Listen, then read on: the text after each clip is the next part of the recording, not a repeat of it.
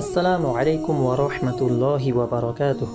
সমাজ আজ বিভীষিকাময় গোলকধাঁধা, বেহায়াপনার কালো ধোঁয়া আজ ঘরে ঘরে। আজ থেকে 10 বছর আগে যা করতে মানুষ পেত ভয়, করত লুকিয়ে, আজ তা আধুনিকতার এক অবিচ্ছেদ্য অংশ। প্রেম ভালোবাসা এখন নিত্য নৈমিত্তিক ব্যাপার। প্রেম করলে আজ মিলছে সমাজের বাহবা, বিয়ের জন্য পাত্র খোঁজার দুশ্চিন্তা থেকে মুক্ত থাকছে পরিবার। হায়, কি হয়ে গেল আমাদের সমাজের! আজ আমরা কোথায় দাঁড়িয়ে? রাস্তাঘাট, অলিগলি সব যেন ছেয়ে আছে এই কালো অন্ধকারে। দিন ইসলাম পালন করে, আল্লাহকে ভয় করে যে ছেলেটা বা মেয়েটা আজ বিয়ের জন্য পরিবারের কাছে আকুতি মিনতি করে, কিন্তু প্রতি উত্তরে যেন পায় এক ধাক্কা। বউকে কি খাওয়াবে? পড়াশোনা করে প্রতিষ্ঠিত হও। পেটের ক্ষুধা বাড়তে বাড়তে মানুষ যেমন চুরি করে পাগল হয়ে যায়, তেমনি উঠতি যৌবনের ক্ষুধা মানুষকে পাগল করে ফেলে, অন্ধকারে ঢেলে নিয়ে যেতে চায়। চারপাশে এত হারামের মধ্যে দিশেহারা ওই যুবক যুবতী নিজেই দিশেহারা হয়ে যায়। সে আল্লাহর ভয়ে 4-5টি ছেলে মেয়ের মতো করে না কোনো প্রেম, কিন্তু পরিবার সমাজের চাপে হালাল বিয়েটা তার আর করে ওঠা হয় না। গভীর রাতে নিজের কষ্ট ক্ষোভ দমিয়ে আল্লাহর কাছে 2 ফোঁটা পানি ফেলে বলে, হে রব, আমার কি করণীয়?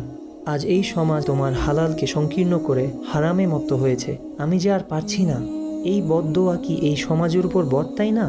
আল্লাহ সুবহানাহু ওয়া তাআলা বলেছেন, ওয়ালা তাকরাবুজ যিনা ইন্নাহু কানা ফাহিশাতাও ওয়া সাআ সাবিলা।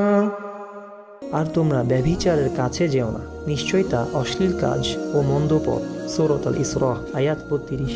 আজ এই সমাজ এই যুবকদের ঠেলে দিচ্ছে ব্যভিচারের দিকে। ছেলে মেয়ে আজ রুম ডেট করে, আর বাবা মা মুচকি হাসে আধুনিকতার দোহাই দিয়ে। যে বাবা মা, তাদেরও বাবা মা, তাদের দাদা দাদি নিজেই বিয়ে করেছেন যৌবনের শুরুতে, আজ তাদের ছেলে মেয়েদের শোনায়, বিয়ে? তুমি তো এখনো বাচ্চা। নবী সাল্লাল্লাহু আলাইহি ওয়াসাল্লাম বলেন, আখিরি জামানায় ভালো লোকগণ চলে যাওয়ার পর শুধুমাত্র দুষ্টু লোকেরা অবশিষ্ট থাকবে।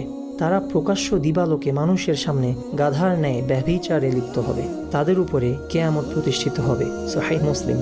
হে পরিবার, হে সমাজ, তোমরা কি তোমাদের সন্তানদের এই দুষ্টু লোকের অন্তর্ভুক্ত করতে চাচ্ছ? প্রশ্ন রেখে গেলাম। ওয়ালা তাকরাবুজ যিনা ইন্নাহু কানা ফাহিশাতাও ওয়া সাআ সাবিলা।